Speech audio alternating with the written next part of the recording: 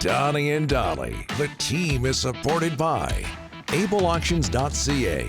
Closing your business? We can help. Monday, and all of our guests today are brought to you by our friends at Bassan Motors. This includes Elliotte Friedman. This month, buy 3 winter tires and get 1 free. Visit Jazz and the team at Bassan Motors to buy your next pre-owned vehicle. Learn more at Bassan Motors, BASANT Motors.com. As we're joined now by Elliotte Friedman. Elliotte, thanks for doing this, sir. How are you? I'm good, guys. How are you guys doing? Very good. Oh, very good. Very, very good. So I even partially combed my hair today, so it was good. Oh, very nice. You know what? I have to say, our Delaney's OK Tire and Langley inbox inundated before you came on. Yeah. Wondering what your hair was going to look like today. I think it looks fine. I'm jealous that you actually have hair. So there's that. Hey, Boston wins its centennial game 6-3 over Montreal. And I go on a lot about my love for the Big M, Frank Mahovlich. But that game, that broadcast, gave us a chance to learn about your love for ex-Bruin, ex-Ranger. But let's stick with the Bruins here. It was their game yesterday. Rick Middleton, one of the underrated players in National Hockey League history. What did you like about him? Well, I think that, Donnie, you joke about us having hair or not hair, and I got to admit, I'm closer to you than I would care to admit to anybody. But back in the 70s and 80s, the coolest guy with no helmet was Guy Lafleur. Mm-hmm. But the second coolest guy with no helmet was Nifty, Rick Middleton. And when I was a kid, my dad took me to a game. It was Leafs Bruins, and he skated through the entire Leafs team, deked the goalie out of his jockstrap, and hit the post. And I was like, wow, that's one of the coolest rushes I've ever seen. I became a huge Rick Middleton fan right from there, and I was a huge fan all the way through my teenage years till he retired when I was about 17 or 18 years old. So I think he's a Hall of Famer. And, it was as part of the broadcast yesterday, they let me name my all-time Bruins team. And up front, I had Patrice Bergeron and I had Phil Esposito. And I said, I really know that, people can put Cam Neely on, people can put so many Milt Schmidt on, the ultimate Bruin, but I said, it's my team and I'm putting Rick Middleton on. And people can argue it's totally cool. That's what sports is all about. But he was one of my guys. Yeah, regular 80, 90 point guy, got a couple of 100-point seasons. He was something else. Hey, so many fans throughout North America for the Boston Bruins. How would you describe, and this might hurt a bit for Vancouver hockey fans looking back to 2011, how would you describe the mystique of the 100-year-old Boston Bruins? Well, first of all, one thing I say, Don, is that's the best Stanley Cup final I've ever covered. And I know it's tough. And, I'll tell you one story about Bieksa. Bieksa told me if I wanted to, I could make fun of him about 2011. And I said, that's where I draw the line. I said, you have no governor, but I do. And I don't like to I know how hard it is to win and how much players put into winning. And I will never, ever, no matter how much fun Kevin makes of my lack of intelligence or my pear-shaped physique, I will never, ever, ever make fun of that 2011 Cup final team. It was just an incredible series on the ice and off the ice, like the group that we traveled with for Hockey Night in Canada that year and just some of the other media that were around. It was incredible.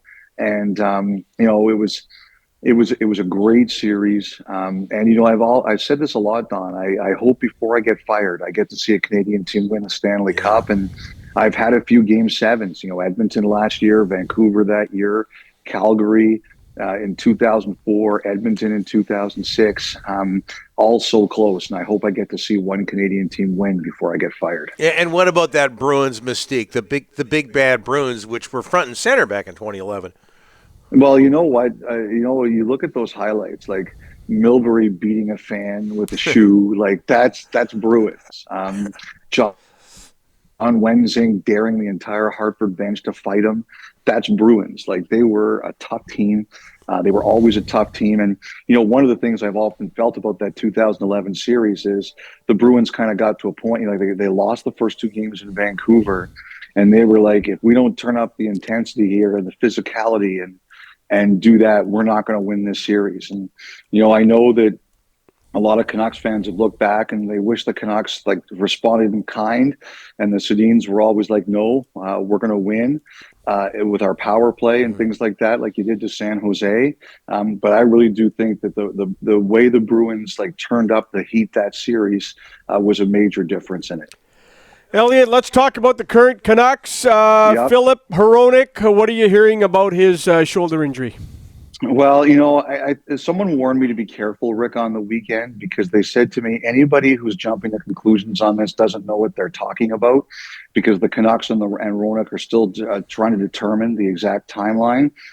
I believe it's not short. I believe it's going to be a bit, but I don't know. And what it says to me is like one thing that the teams are much better at now is allowing players to get second and third opinions. And I think the Canucks, like a lot of other teams, are really good about that now.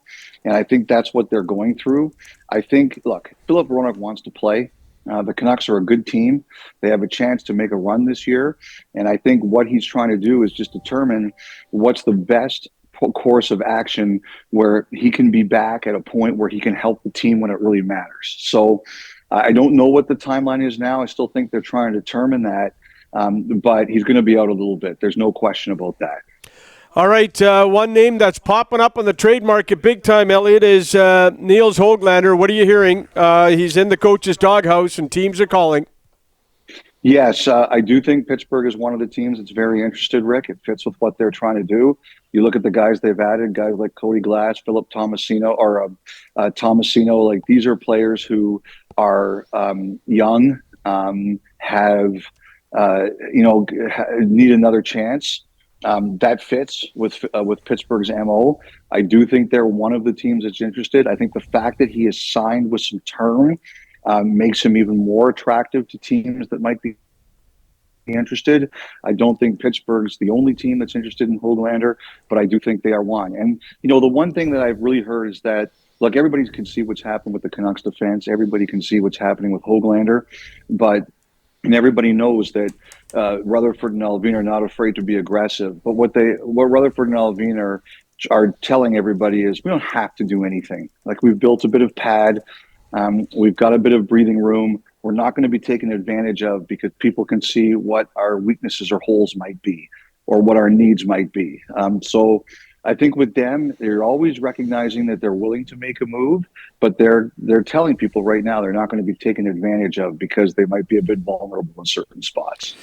When you watch Quinn Hughes, like around the league, you talk to a ton of people around the league. Does he get, like we always complain in Vancouver, the people in Toronto never, they're sleeping when Hughes is playing. But my God. Yeah, it's out there, Elliotte. When the Canucks play at 7, it's 10 o'clock. Don't tell me you're watching Canucks at 10 o'clock. Vancouver whining. Yeah. Anyways, what's the feeling around the league? Is this guy getting the respect he deserves? I think anybody, the kids have a term right now, Rick. It's called delulu. It's the way they say delusional. And I think anybody who thinks that Quinn Hughes doesn't get the respect of being one of the best players in the NHL, to me, you're absolutely delulu. Everybody knows how good Quinn Hughes is. Everybody knows how good he is. Everybody knows how good he's going to be for a long time. Hey, man, you're looking at a guy who lives in Toronto who picked Quinn Hughes to win the Hart Trophy this year. So at least some of us stay up after 10 o'clock Eastern. Yeah, that's our poll question today. Man, I'm looking at this. Rick Middleton is not in the Hall of Fame. No, I think he should be there. He was so good. I loved him. Just loved him. McGillney, a lot of people talk about. Did we just lose Elliotte? You're talking to yourself. Elliotte dropped out. I often talk to myself. Usually not on the air, though. Elliotte's delulu. But that's one of those things where, I think a lot of people find it surprising around these parts that Alex McGillney is not in the Hall of Fame. Maybe that happens this coming year. We're going to get Elliotte back. He's coming back. But I just assumed Rick Middleton was there. He was just so good. You know what? So fabulous. Okay, we got Elliotte back. All right, there you go. I hit the wrong button. I was trying to cancel. Yeah, I was trying to cancel somebody else, and I hit the wrong button. Like, I'm on the phone with Donnie and Dolly. Nobody else interrupts me. Okay, that's the way it is. Exactly. Hey, one more, Elliotte, before we let you go. Canucks play in Minnesota. tomorrow against the Wild. The Wild, last time I checked, on top of the NHL overall standings, they've picked up David Jiricek. What's going right with that team? I just think, number one, Gustafson's a bit of wild, eh? Like he has good year, bad year, good year, bad year. He's in good year right now. They don't give up a lot of chances. Kaprizov is one of the best players in the league. He's definitely in the Hart Trophy race. Matt Boldy is a guy who's really grown into a top center. They've had their lumps. Like the one thing they do really well is they check. And I always remember another great player from the 70s who didn't wear a helmet, Donnie. It was Bob Gainey. And what did Bob Gainey always say? If you can't check, you can't win. And right now that team checks really well. But having Kaprizov driving you, it's a great place to start. Outstanding. Elliotte, thanks so much for this. President of the Rick Middleton Fan Club. Thanks so much, buddy. All right, guys. Take care. You bet.